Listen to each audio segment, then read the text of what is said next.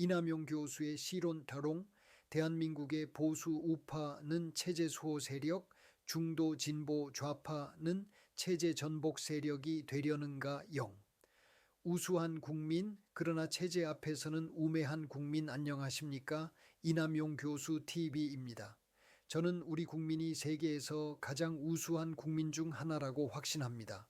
교육 수준, IT 활용 능력, 산업 현장에서의 성실성, K컬처를 만들어낸 창의성까지 어느 것 하나 뒤지지 않습니다. 그런데 아이러니가 있습니다.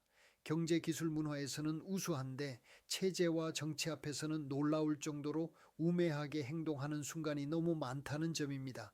체제를 무너뜨리는 전략 전술 작전이 어떻게 돌아가는지, 누가 어떤 이념과 초한전 차오센잔의 논리로 대한민국을 흔드는지에 대해서는 깊이 생각하지 않고 그때그때 감정과 이미지에 따라 표를 던지고 여론에 휩쓸립니다.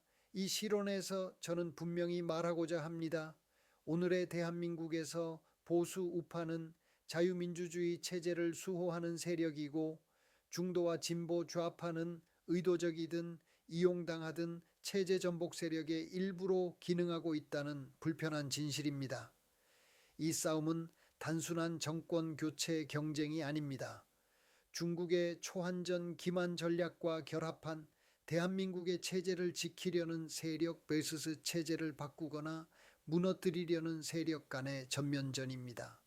그리고 이 전쟁의 중심에는 제가 수십 년 동안 연구해 온 관계 철학이 있습니다. 1. 초한전과 체제 전쟁, 누가 무엇을 노리고 있는가? 1919년 중국 인민해방군 장교 차오량과 왕샹수이는 초한전 차오센잔 Unrestricted Warfare 이라는 개념을 통해 군사, 경제, 외교, 금융, 사이버, 정보, 문화, 법률 등 모든 수단을 동원해 군사적 충돌 없이 상대 체제를 무너뜨리는 무제한 전쟁을 주장했습니다. 초한전의 핵심은 간단합니다. 전쟁의 전장을 군대에서 전체 사회로 넓혀라.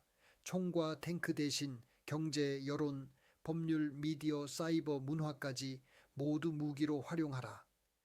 이제 전선은 DMZ 철책만이 아닙니다. 국회, 법원, 언론사, 포털과 유튜브, 교실과 대학, 시민단체, 심지어 채팅앱과 메신저까지 모두 전장이 되었습니다. 여기에 제가 말하는 체제 전쟁이 겹칩니다. 체제 전쟁은 누가 정권을 잡느냐를 두고 싸우는 객체의 전쟁이 아니라 국가 국민, 권력법, 계층 세대 지역, 사실 공론장 플랫폼이라는 관계 구조 전체를 어떤 원칙 위에 설계할 것인가를 두고 벌어지는 전쟁입니다. 이제 질문은 명확해집니다. 초한전 기만의 논리를 이해하고 그에 맞서 자유민주주의 체제를 지키려는 세력은 누구인가? 반대로 의도적이든 무지해서든 이 초한전식 체제 전복 전략과 손을 잡고 체제를 안에서부터 갉아먹는 세력은 누구인가? 저는 냉정하게 결론을 내립니다. 보수 우파는 체제 수호 세력입니다. 중도와 진보 좌파는 스스로를 어떻게 부르든 결과적으로 체제 전복 세력의 일부로 기능하고 있습니다. 이제부터 이 명제를 관계 철학과 전략 전술 작전의 언어로 풀어보겠습니다. 2. 네 개의 관계 축, 초한전 세력의 전략 중도, 진보의 전복 역할 관계 철학의 관점에서 체제 전쟁은 네 개의 핵심 축에서 벌어집니다. 첫째, 권력 국민 관계. 둘째, 계층 세대 지역 관계. 셋째, 사실 공론장 플랫폼 관계. 넷째, 법 권력 기관 관계. 초한전 기만 세력은 이 네 축을 직접 부수지 않고 서서히 썩히는 전략을 씁니다. 그리고 그 과정에서 중도와 진보 좌파가 어떻게 체제 전복의 도구가 되는지가 드러납니다. 이 대1, 권력 국민 관계, 보수는 방패, 중도 진보는 국가 의존형 국민의 조력자, 초한전 세력의 전략은 국가와 국민의 관계를 신뢰와 책임이 아니라 공포와 거래로 바꾸는 것입니다. 경제, 안보, 재난, 팬데믹 등 모든 위기를 과장선별적으로 사용해 국민이 항상 불안과 공포 속에 머물게 만듭니다. 그 상태에서 당신을 지켜줄 수 있는 건 이 정권, 이 국가뿐이다 라는 메시지를 주입합니다. 세금, 보조금, 복지 지원금을 정치적으로 배분하여 국민을 주권자 시민이 아니라 국가의 고객으로 전락시킵니다. 여기에 진보 좌파의 복지 재분배 담론이 결합하면 의도와 달리 이런 체제 전복 전략에 직접 연료를 공급하게 됩니다. 더 많이 달라, 더 많이 보호해달라, 국가는 더 개입하라는 요구는 결국 국가 권력을 비대하게 만들고 국민을 자유로운 주체가 아니라 의존적인 객체로 만들기 쉽습니다. 진보는 불평등을 줄이겠다고 말하지만 실제로는 국가 국민 관계의 수직적 지배 구조를 강화하는 결과를 초래합니다. 중도는 어떻습니까? 중도는 늘 갈등은 싫다, 싸움은 지겹다, 그냥 조용히 살고 싶다고 말합니다. 그래서 국가가 좀 더 관리해주면 좋겠다, 정부가 나서서 조정해주면 좋겠다는 관리형 국가를 지지하는 경향이 강합니다. 결국 중도 진보는 서로 다른 언어를 쓰지만 국가 권력의 비대화를 지지하는 방향으로 모여 초한전 세력이 원하는 국가 의존형 국민을 만드는 데 기여합니다. 반대로 보수 우파의 본령은 다릅니다. 국가는 강화돼 국민을 통제의 객체가 아니라 책임 동반자로 보는 것, 안보와 법치를 지키되 국민에게 정보를 공개하고 선택을 맡기는 것, 국가의 역할을 확대하기보다 국민의 자유와 자발적 연대를 키우는 것입니다. 보수가 이 본령을 회복할 때 권력 국민 관계 축에서 보수는 체제 수호의 유일한 방패가 됩니다. 이에 이 계층 세대 지역 관계, 초안전이 원하는 국민 vs 국민 전쟁, 체제 전복의 가장 효율적인 방법은 국민을 국가와 싸우게 만드는 것이 아니라 국민을 국민끼리 싸우게 만드는 것입니다. 초한전 세력의 전략은 분명합니다. 세대 간 갈등, 청년 vs 노인, 계층 간 갈등, 정규직 vs 비정규직, 강남 vs 비강남, 대기업 vs 자영업자, 지역 갈등, 영호남, 수도권 vs 지방, 이 모든 것을 감정과 혐오의 언어로 부풀려 한 사람 한 사람이 나는 피해자, 저들은 가해자라는 인식 속에 살게 만드는 것입니다. 여기에 진보 좌파의 불평등 담론이 결합합니다. 진보는 구조적 불평등을 잘 봅니다. 그 점은 분명한 장점입니다. 그러나 그 해결책이 언제나 더 큰 국가, 더 강한 규제, 더 많은 재분배, 더 거친 적폐 청산으로만 가면 사회는 연대가 아니라 보복의 악순환으로 빠져듭니다. 그 과정에서 기득권 Y 피해자의 구도가 고착화되고 국민은 각자 자기 집단의 이해만을 위해 싸우는 전투부대로 쪼개집니다. 중도는 여기서 또다시 우매한 선택을 합니다. 갈등의 본질을 보지 않고 서로 조금씩 양보하자, 그냥 적당히 타협하자는 말만 되풀이합니다. 그러나 기회 구조 자체를 바꾸는 설계도에 대해서는 침묵합니다. 결국 구조는 그대로 두고 감정만 잠시 덮어두는 역할에 그칩니다. 이렇게 되면 어떤 일이 벌어집니까? 계층 세대 지역 간 신뢰와 연대의 관계는 무너지고 초안전 세력과 국내 체제 전복 세력은 국민 vs 국민의 싸움 뒤에서 조용히 체제를 재설계합니다. 반대로 보수 우파 체제 수호 세력의 역할은 분명합니다. 갈등의 감정을 자극하는 대신 기회 지도가 어디에서 막혀 있는가를 데이터와 아키텍처로 드러내야 합니다. 정규직, 비정규직, 수도권, 지방, 청년, 노인의 갈등을 서로를 욕하는 정치가 아니라 가치 구조를 뜯어 고치는 정치로 전환해야 합니다. 보수가 이 역할을 하지 않으면 중도 진보의 언어는 계속해서 국민을 서로의 적으로 만들고 결국 체제 전복 세력의 전술적 승리로 이어집니다. 2.3. 사실 공론장 플랫폼 관계, 진실은 사라지고 알고리즘이 체제를 결정한다. 오늘의 체제 전쟁에서 가장 무서운 전장은 총성도, 탱크도, 미사일도 없는 공론장과 플랫폼의 세계입니다. 초한전 세력의 전략은 간단합니다. 진실을 박살내지 말고 진실이 보이지 않게 만드는 구조를 설계하라. 언론과 플랫폼, 인플루언서를 포섭하거나 압박해 한쪽 서사만 반복되는 에코 챔버를 만들고 가짜뉴스 몇 개로 끝내는 것이 아니라 사실의 절반과 편집된 맥락으로 반쪽짜리 진실을 만들어냅니다. 검색 추천 노출 알고리즘을 불투명하게 만들어 국민이 실제로 무엇이 중요한지 알 수 없게 만듭니다. 여기에 진보와 중도의 역할이 결합합니다.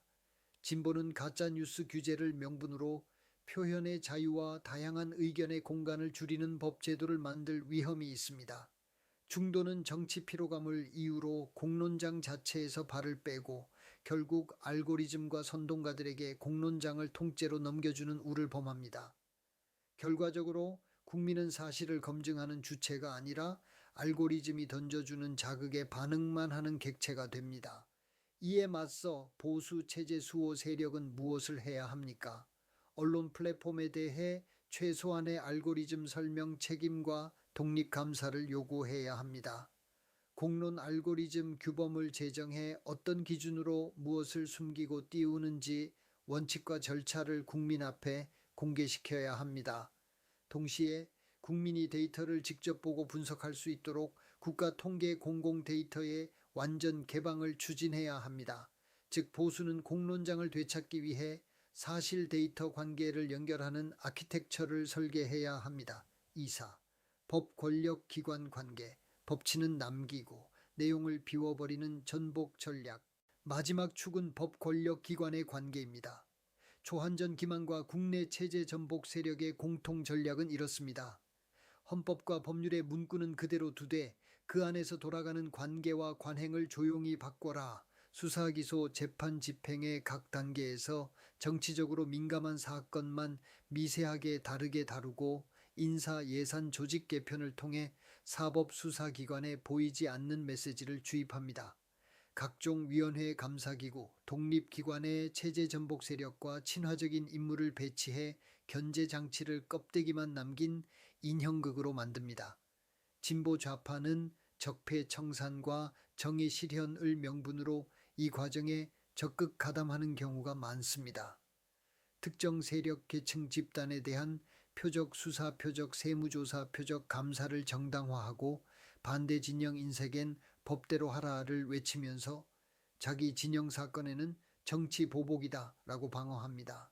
중도는 여기에 침묵하거나 양쪽 다 문제다, 그냥 피곤하다는 말로 결국 법치 붕괴를 방치하는 조력자가 됩니다.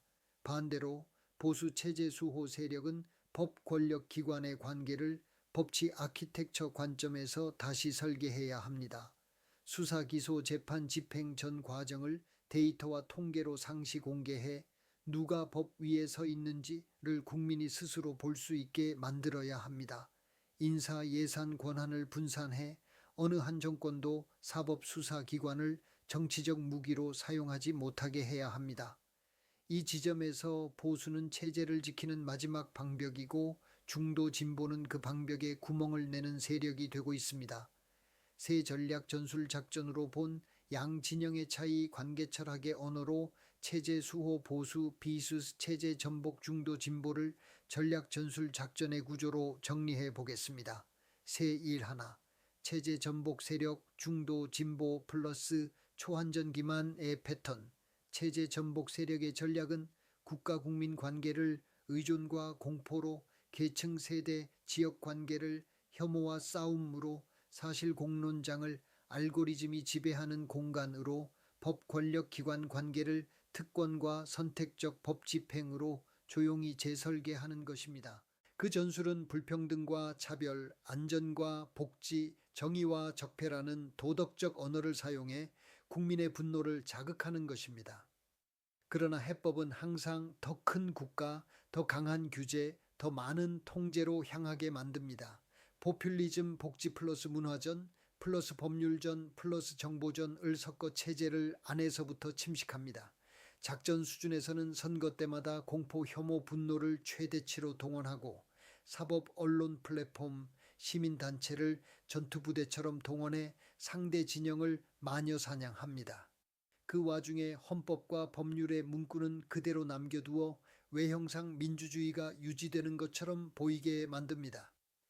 3.2. 체제 수호 세력 보수의 과제와 책임 반대로 보수 우파의 전략 전술 작전은 이렇게 정리되어야 합니다. 전략 차원에서 보수는 국민을 통제의 객체가 아니라 관계 설계의 주체로 세워야 합니다. 자유와 책임, 법치와 기회의 공정을 국민과 함께 설계해야 합니다. 국가 국민, 계층 세대, 사실 공론장, 법 권력 관계를 글로벌 스탠다드에 맞게 재설계해야 합니다. 전술 차원에서 보수는 공포와 혐오 대신 데이터와 설계도로 말해야 합니다. 누가 나쁘냐가 아니라 어떤 구조가 잘못됐고 어떻게 바꿀 것인가를 제시해야 합니다. 청년 서민 자영업자 중산층에게 체제가 주는 구체적인 기회 설계도를 보여줘야 합니다. 작전 차원에서는 디지털 자유 헌장, 기회 지도, 법치 아키텍처, 공론 알고리즘 규범 등 4대 관계 개혁 패키지를 실제 정책과 법안으로 제시해야 합니다. 선거 때마다 정권 방어가 아니라 체제 방어, 관계 재설계를 전면에 내세워야 합니다.